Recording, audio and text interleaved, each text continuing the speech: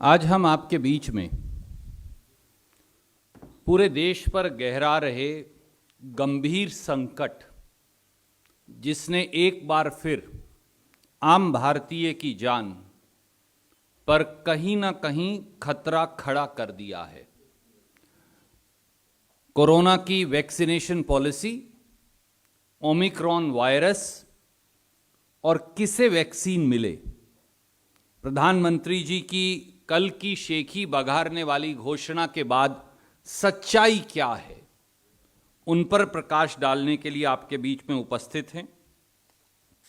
सच्चाई यह है कि ओमिक्रॉन वायरस के जानलेवा खतरे को नजरअंदाज कर देशवासियों की जिंदगी को खतरे में डाल रही है मोदी सरकार।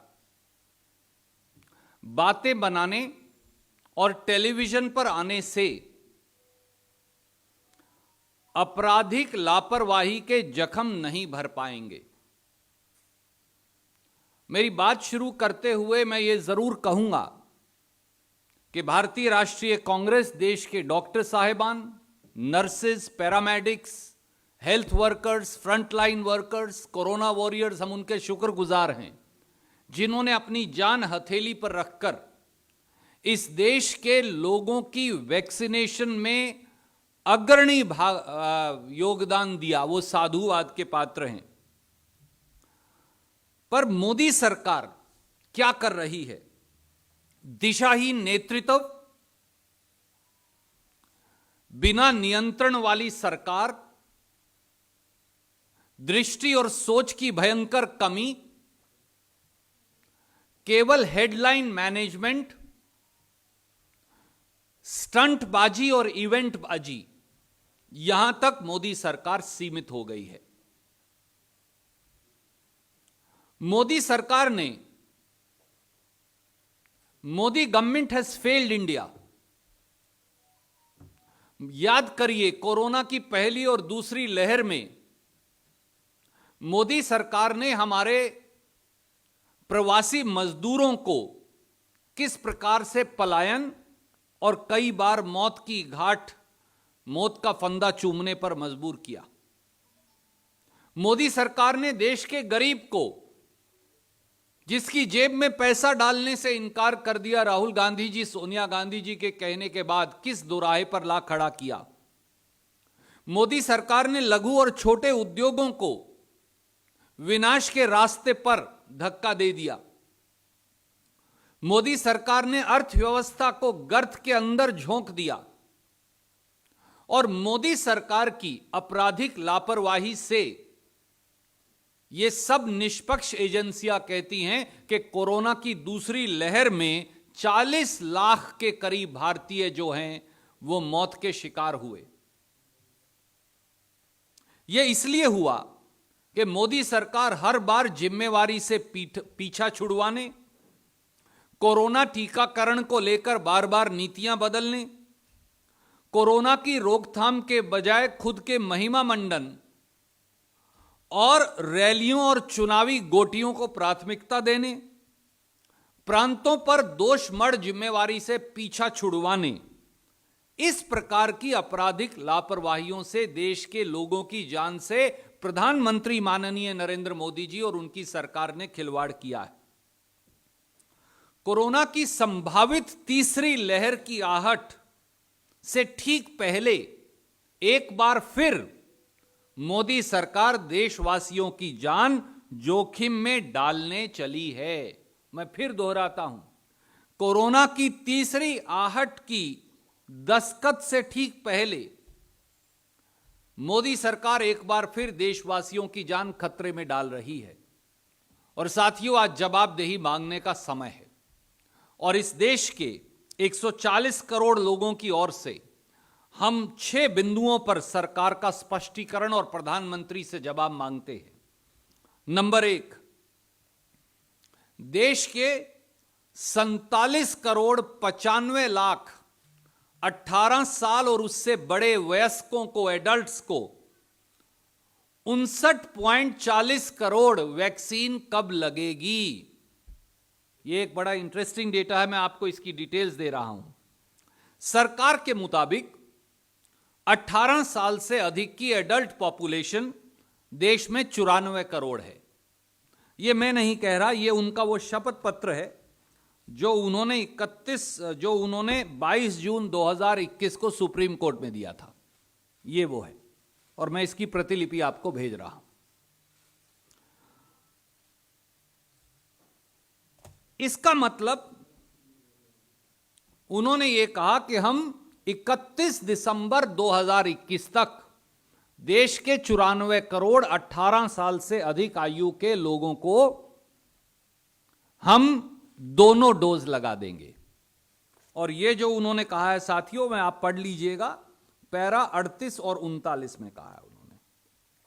ये पेज 22 और 23 पे आपको मिलेंगे। मैं उसकी ये इस प्रकार से उन्होंने बाकायदा कंपनी वाइज डेटा भी दिया था और कहा कि 31 दिसंबर तक सबको लग जाएगा। इसका मतलब 31 दिसंबर तक 94 करोड़ लोगों को 2 डोज के हिसाब से 198 करोड़ डोज लगने। 5 ही दिन बचे हैं अब तो। पर मोदी सरकार ने कल यानी 25 दिसंबर को एक डेटा जारी किया। मैं आपको रिलीज कर रहा हूं, पीआईबी का प्रेस रिलीज है, हेल्थ मिनिस्ट्री की वेबसाइट पे लगा। 36.5 करोड़ लोगों को कोरोना वैक्सीन का दूसरा डोज अभी नहीं लगा है। यह देश की एडल्ट पॉपुलेशन का 35% है। दूसरा तथ्य, 18 साल से अधिक के एडल्ट पॉपुलेशन में 11 करोड़ 45 लाख लोगों को दोनों डोज ही नहीं लगे। कल प्रधानमंत्री जी ने तो बड़ी बड़ी बातें कह दी, पर ये उनके आंकड़े, 11 करोड़ 45 लाख लोगों को दोनों डोज ही नहीं लगे। इसी में ये इस फिगर में शामिल हैं जो हमारे हेल्थ वर्कर और फ्रंटलाइन वर्कर्स हैं, उनमें से 22,71,000 लोगों को दूसरा डोज नहीं लगा। यानी अभी भी 36.5 करोड़ जिन्हें एक डोज लगना है, सेकेंड डोज, 11 करोड़ 45 लाख जिन्हें 2 डोज लगने हैं। ये कुल डोज बनते हैं 59.40 करोड़ या लगभग 60 crore dose. 60 crore corona vaccine के डोज एडल्ट पॉपुलेशन को लगने अभी बाकी हैं। यह मैं नहीं कह रहा, यह मोदी जी के कल के आंकड़े बताते हैं। पर साथियों, यह 60 करोड़ वैक्सीन डोज तो उपलब्ध ही नहीं है। लगाएंगे कहां से? यह भी मैं नहीं कह रहा, यह भी मोदी सरकार ने हमें बताया। यह भी उन्होंने कल अपलोड किया है 25 दिसंबर को। यह मैं भेज रहा हूं आपको। इसके मुताबिक, और यह देखिए हेडलाइन में यहां लिखा है कि 17.74 करोड़ डोजेज ही उपलब्ध हैं। यह मैं नहीं कह रहा, यह मोदी सरकार का आंकड़ा है। 18 करोड़ मान लीजिए, चाहिए 60 करोड़, हैं 18 करोड़। तो भैया वो बाकी के जो बचे 41.5 करोड़ डोज वैक्सीन के, वो कब आएंगे, कहां से आएंगे और कब उपलब्ध करवाएंगे?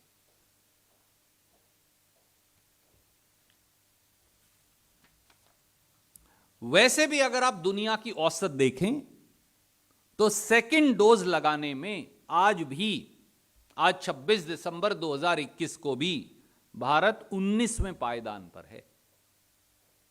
21 तारीख को जब 100 करोड़ हुए थे तब भी याद करिए, मैंने बताया था, तब भी हम 19वें नंबर पे थे, आज भी वही हैं।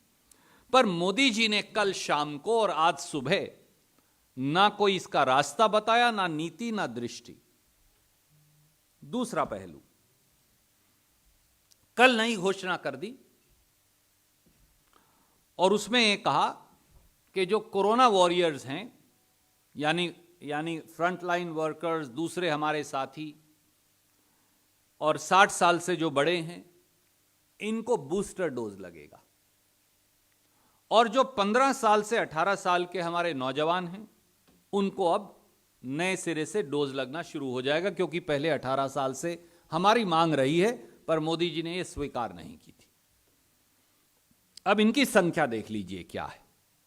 देश में यह ताजा डेटा यह कहता है कि देश में 1.89 करोड़, 1,79,00,000 कोरोना वॉरियर्स हैं।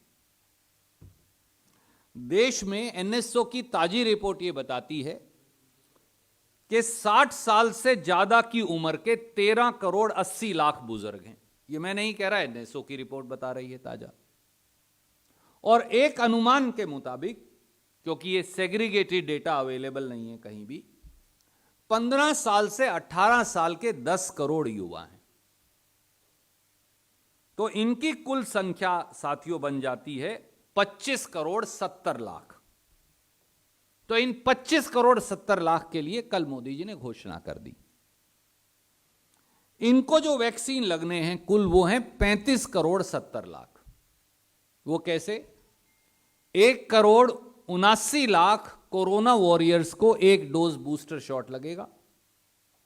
एम आई राइट? जो हमारे बुजुर्गवार हैं, आई एम प्रिज्यूमिंग कि वो सब वैक्सीनेट हो गए, हालांकि नहीं हुए, पर एक बार मान लीजिए 13,80,00,000 बुजुर्गों को भी एक डोज लगेगा। तो 1.89 प्लस 13.80 करोड़। और जो 10 करोड़ युवा हैं उन्हें 2 डोज लगेंगे, यानी 20 करोड़ डोज। तो ये 25,70,00,000 लोगों को 35,70,00,000 वैक्सीन डोज लगने। तो देश में अब कितने वैक्सीन की आवश्यकता होगी? 18 साल से जो ऊपर है, मैंने उनका डेटा आपको दिया है। जो उनको अभी वैक्सीन लगने हैं, वो अभी बचे हुए हैं, वो हैं 59.5 करोड़ या 59,40,00,000। और इनको लगने हैं 35.70 करोड़। तो हमें कुल वैक्सीन जो चाहिए इमीडिएटली आज, वो 95,10,00,000 वैक्सीन चाहिए मोदी जी के मुताबिक। और औसत जो है, पिछली बार जब इन्होंने 100 करोड़ के बाद भाषण दिया था, और आज तक की औसत 64 लाख वैक्सीन प्रतिदिन लग रहे हैं, 64 लाख। तो अगर ये औसत भी लगाएं तो लगभग 149 दिन चाहिए। और पर भैया, ओमिक्रॉन वायरस तो हमारे दरवाजे पर खड़ा है, और आपके पास वैक्सीन कहां है?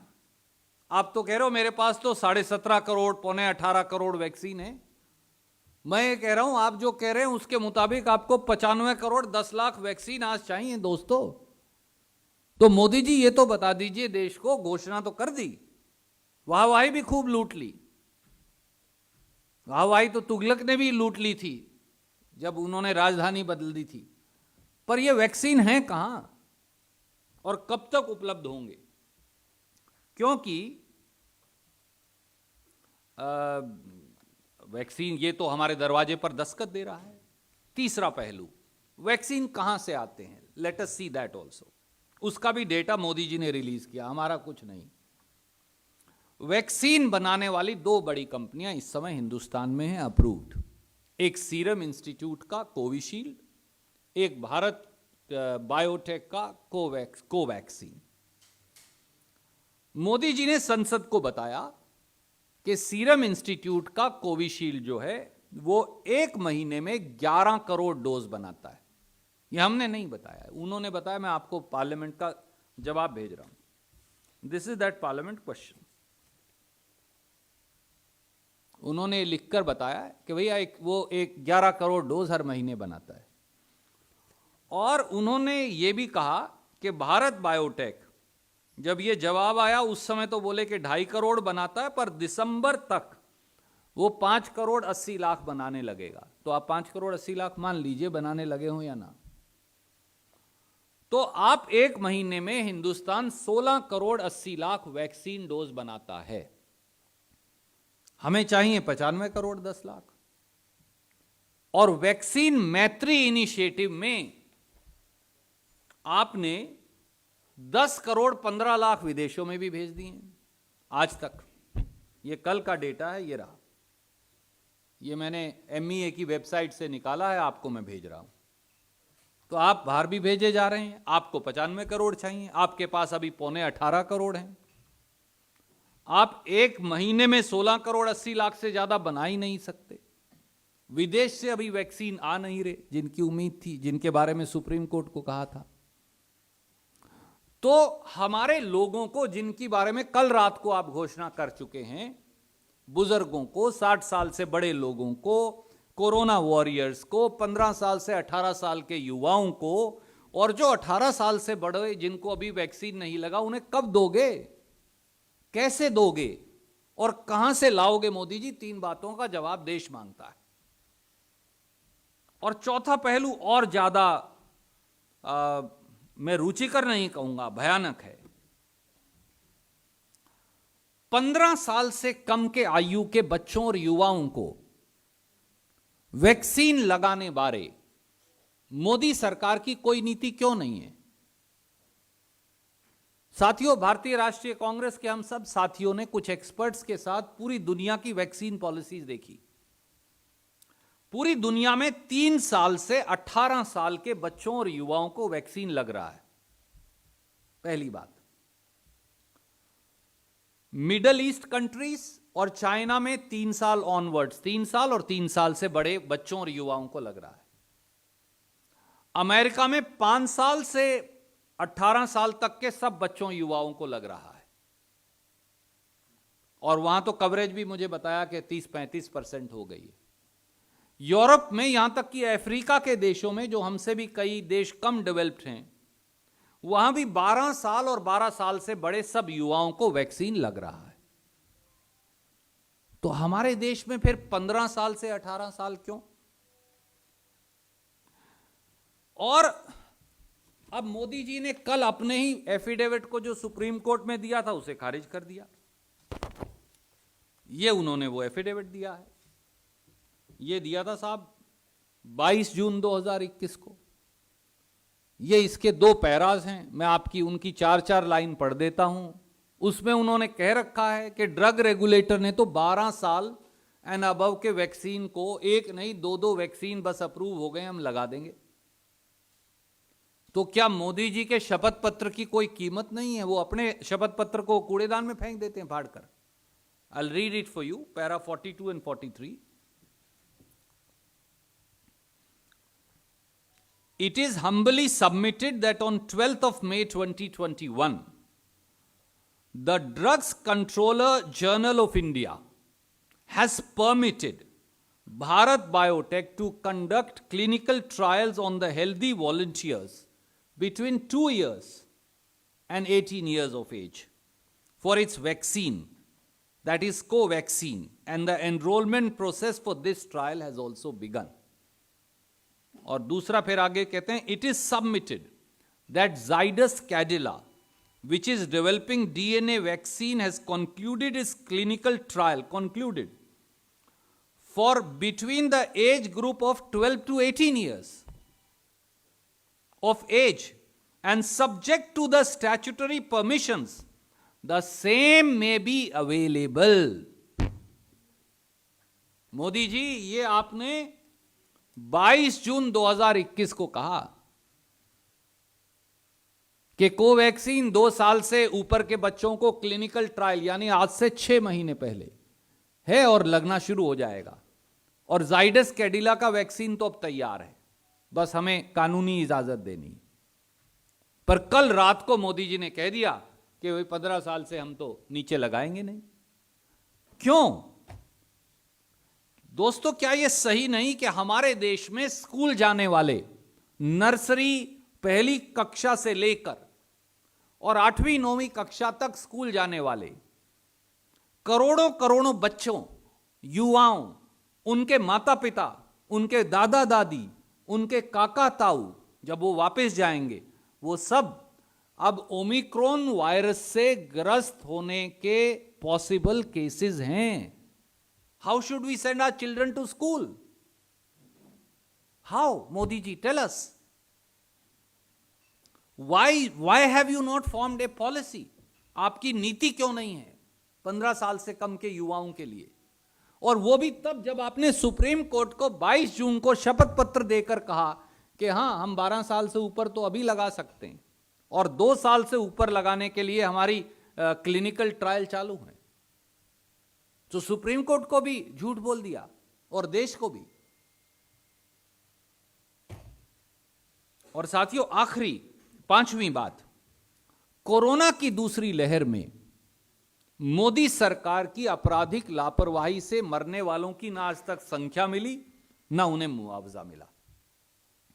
याद करिए, सेंटर फॉर ग्लोबल डेवलपमेंट, जहां पर इस समय हमारे former chief economic adviser Arvind Subramanian और 2 उनके और साथियों ने एक रिपोर्ट पेश की देश को, बाकायदा स्टैटिस्टिक्स के आधार पर, जिसमें उन्होंने बताया कि जनवरी 2020 से जून 2021 के बीच 30 लाख से 47 लाख के बीच में भारतीयों की कोरोना की दूसरी लहर में मौत हो गई। गंगा मैया लाशों से अटी पड़ी रही, शमशान घाटों में लाश जलाने की लाइन नहीं टूटी, पार्किंग के अंदर और सड़कों पर लोगों को लाशें जलानी पड़ी। अधिकतर समय परिवारजन अंतिम संस्कार नहीं कर पाए। हिंदू संस्कृति में मोदी जी बार बार कहते हैं सबसे बड़ा अधिकार अंतिम संस्कार का है, वो भी छीन लिया आपने हिंदुस्तानियों से। और फिर डिजास्टर जो मैनेजमेंट एक्ट है उसमें से कहा इसमें इनको मुआवजा दिया ही नहीं जा सकता, संशोधन कर लिया। आखिर में सुप्रीम कोर्ट ने संज्ञान लिया और सुप्रीम कोर्ट ने 4 अक्टूबर 2021 को आइडेंटिफाई करके मुआवजा देने का हुक्म किया। पर कल मोदी जी ने नहीं बताया कि कितने लोगों मरे और कितने लोगों को मुआवजा दिया। क्यों मोदी जी? यह अन्याय और अत्याचार क्यों? और छठा और आखिरी और बहुत महत्वपूर्ण पहलू जो है कि ओमिक्रॉन वायरस से कोरोना की तीसरी लहर के चारों ओर मंडराते खतरा जो है उससे मोदी सरकार पूरी तरह उदासीन है, अन्यभिज्ञ है और आपराधिक लापरवाही की शिकार है। आदरणीय साथियों, अब ओमिक्रॉन वायरस के बारे में जो वैज्ञानिकों ने बताया है 5 तथ्य बड़े साफ हैं। नंबर 1, ओमिक्रॉन वायरस पूरी दुनिया में भयंकर तेजी से फैल रहा है। नंबर 2, ओमिक्रॉन वायरस का मल्टीप्लायर रेट डेल्टा या दूसरे वेरिएंट से ज्यादा है, यह 1.5 से 3 दिन में डबल हो जाता है। नंबर 3, कल ही नेचर जो जर्नल है उसमें बाकायदा रिसर्च के आधार पर रिपोर्ट आई है कि ओमिक्रॉन वायरस एंटीबॉडीज जो हमारे शरीर में बनी है या वो थेरेपी है उससे बच निकलता है। चौथा, ओमिक्रॉन वायरस बार बार अपनी शक्ल यानी प्रोटीन स्पाइक बार बार बदलता रहता है। यहां तक कि दोनों वैक्सीन डोज जिन्हें लगे हैं वो भी ओमिक्रॉन वायरस से ग्रस्त हो रहे हैं। पर मोदी सरकार के पास यह चौंकाने वाली बात है और यह भी उन्होंने लिखकर बताया है कि ना उन्हें ओमिक्रॉन वायरस की कोई जानकारी, ना उनको कोई जीनोम सीक्वेंसिंग का आइडिया, ना उन्हें यह पता कि ओमिक्रॉन वायरस पर वैक्सीन असर भी करता है या नहीं। क्या कोई सरकार इतनी अन्यभिज्ञ और आपराधिक लापरवाही की शिकार हो सकती है? यह मैं नहीं कह रहा, यह 17 दिसंबर को पार्लियामेंट में जवाब दिया है। मैं इसकी प्रतिलिपि आपको भेज रहा हूं। पार्लियामेंट में कहते हैं, मैं आपको 2 लाइन पढ़कर सुनाना चाहूंगा, आप चौंक जाएंगे।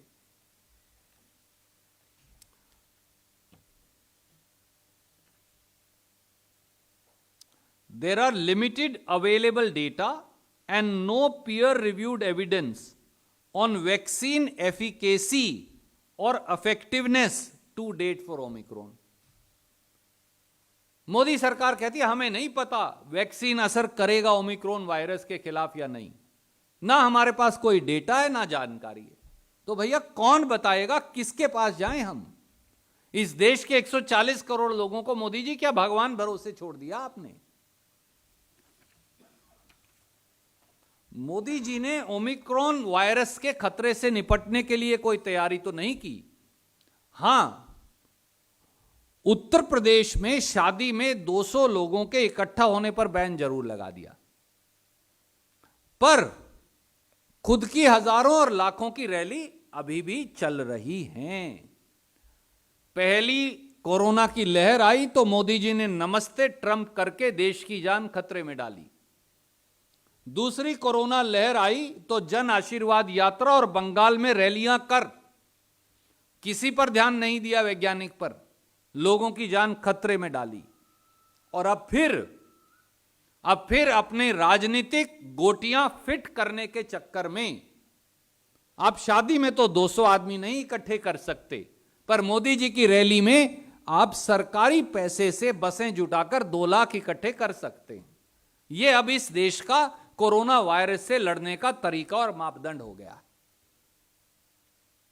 साथियों, क्योंकि ना इस सरकार को जानकारी है, ना समझ है, और ये अन्य भिज्ञता और आपराधिक लापरवाही की शिकार हैं। तो वक्त की मांग है कि प्रधानमंत्री श्री नरेंद्र मोदी राजधर्म निभाएं, स्पष्ट वैक्सीन नीति अपनाएं, 5 से 15 साल के युवाओं को वैक्सीन उपलब्ध करवाएं और ओमिक्रॉन वायरस के खतरे से बचने के लिए देश को रास्ता सूझाएं। Before I take questions, I'd like to say very, very briefly in English for our friends from the English media. Modi government has failed India. Modi ji failed the migrant workers during the first and second corona wave. Modi ji failed India's poor during the first and second corona wave when he refused to put a single pie in the hands of India's poor, when the whole world was doing it. Modi ji failed the small and medium businesses when he virtually let them to fend for themselves, and large number of them have shut down, leading to 14 crore job losses. Modi ji failed the economy, which is in doldrums, and inflationary pressure is being felt by the common Indian. And Modi ji's gross mismanagement of corona led to death of nearly 40 lakh Indians, as various surveys suggest. The tepid response to Omicron virus, bordering on directionless drift, is even more alarming now. The entire policy paralysis of Modi government in dealing with coronavirus, including Omicron, is marred by failure of leadership, rudderless response, and planless preparation.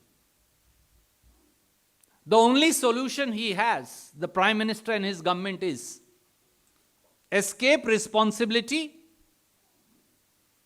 have a completely confused and repeated changes in vaccination policy, as he has done multiple times over,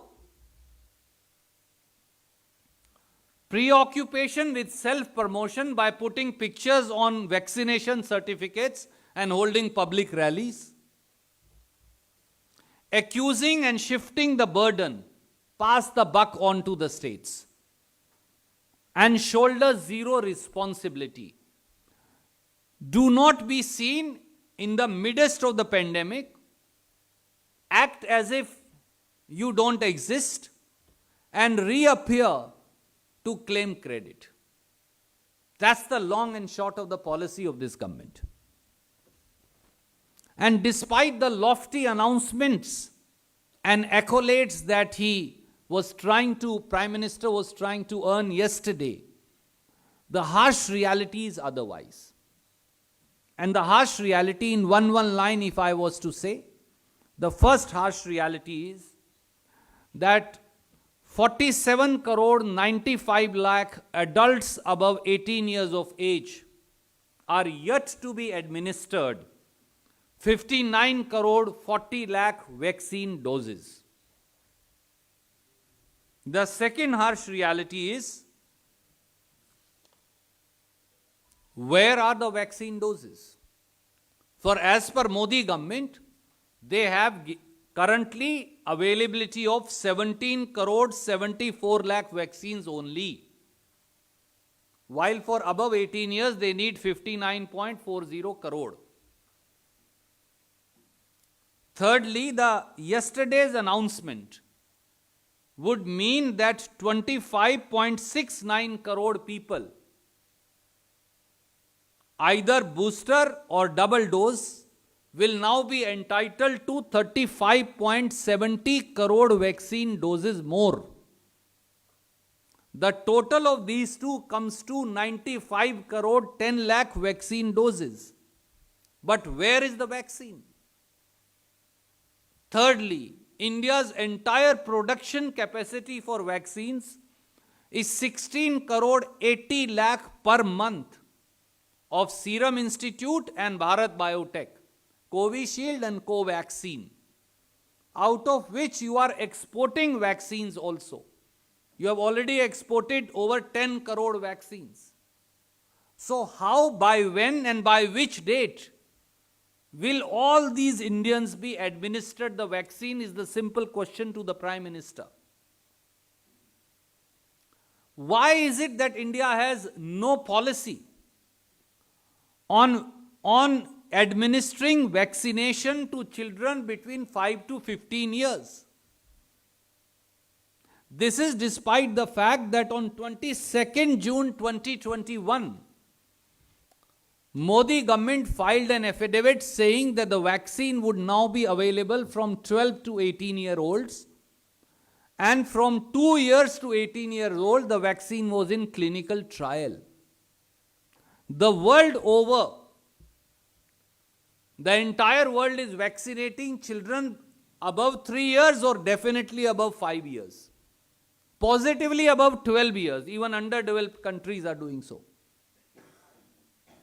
Is it not putting our children, school-going children, examination-giving children, at the risk of catching the new Omicron virus and then passing it on to the parents and to the elders in the family? Why is government absolutely mum? And why is it that till date India does not know as to how many people died on account of Modi-made disaster and mismanagement during coronavirus second wave? And why has no compensation been not given to them despite a Supreme Court judgment? And lastly, why is Modi government, as Omicron virus is knocking at our doorsteps? The past experience shows once the virus has taken root towards US and UK, it hits us within 65 days. And within 80 days, it is at its peak. Then why is it that government is oblivious and ignorant, bordering on criminal negligence to the threat of the Omicron virus? We know that it doubles between 1.5 to 3 days. We know that it escapes even existing antibodies in the body. We know that it changes protein spikes multiple times. We also know that it is the fastest communicable. We also know that it will lead to large-scale massive hospitalization. We also know that it is not necessarily effective even against the 2 doses of vaccination. Yet Modi government tells the parliament on 17 December, oh, we have no knowledge, we have no data, and we don't even know which vaccine works on Omicron. Should the people of India be left to fend for themselves? And Prime Minister Modi has no responsibility? Is that the Raj Dharma that Prime Minister and Modi government is implementing is the question. Any questions you're welcome to ask.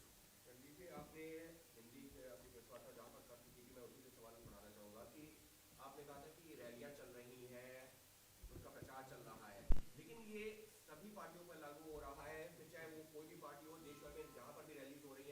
कोशिश हर party यही कर रही है कि हजारों लाखों की भीड़ जुटाई जाए। क्या अब आपकी पार्टी ये शुरुआत करेगी कि पूरी तरह से रैलियों पर प्रतिबंध हो? ओमिक्रॉन का खतरा निश्चित तौर पर बहुत बड़ा है सभी के लिए। क्या कांग्रेस के मंच से आप ये मांग करेंगे कि भले ही चुनाव हो ना हो, ये चुनाव आयोग को तय करना, लेकिन रैलियों पर प्रतिबंध होना चाहिए? आदरणीय साथी जी जी जरूर।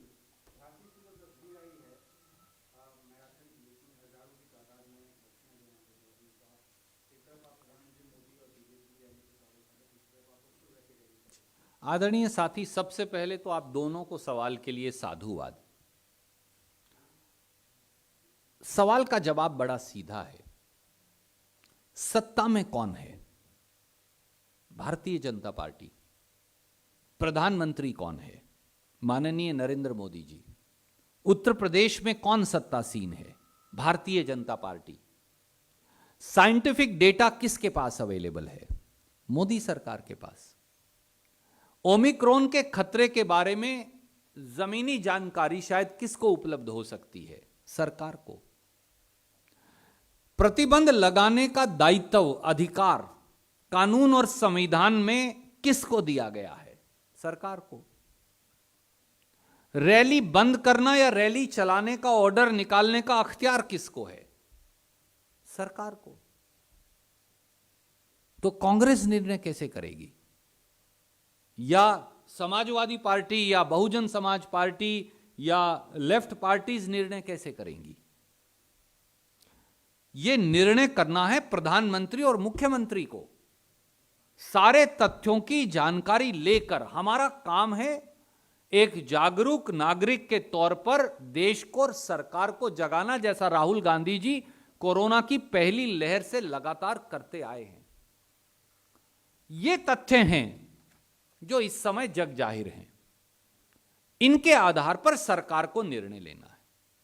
जो निर्णय मोदी जी की सरकार लेगी, भाजपा सरकार लेगी, जनता के हक में कांग्रेस पार्टी उसकी अनुपालना करेगी। इसी का एक सप्लीमेंट्री क्वेश्चन है, क्योंकि आप कह रहे हैं कि सरकार की जिम्मेदारी है, लेकिन हमने बंगाल चुनाव के दौरान देखा था कि राहुल गांधी जी ने खुद इनिशिएटिव लेते हुए वहां से अनाउंस कर दिया था कि वो रैलियां नहीं करेंगे। क्या एक बार फिर से उसी तरीके का इनिशिएटिव लेने की जरूरत है कांग्रेस की तरफ से भी? और बाकी आप सरकार की जिम्मेदारी, निश्चित तौर पर सरकार की जिम्मेदारी है, क्या अब सभी पार्टियों को जिम्मेदारी लेनी होगी और इनिशिएटिव क्या कांग्रेस लेगी जैसा राहुल गांधी ने बंगाल में किया था? आदरणीय मित्र, हर व्यक्ति को जिम्मेवारी लेनी होगी। बंगाल में जब राहुल गांधी जी ने अपना मन महसूस कर राजनीतिक नुकसान उठाकर यह निर्णय किया, हमें राजनीतिक बहुत नुकसान हुआ उसका। नमस्कार, मैं हूं मानक गुप्ता।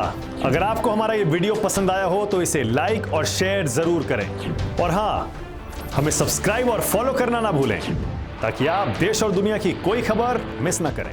तो जुड़े रहिए हमारे साथ और देखते रहिए न्यूज़ 24।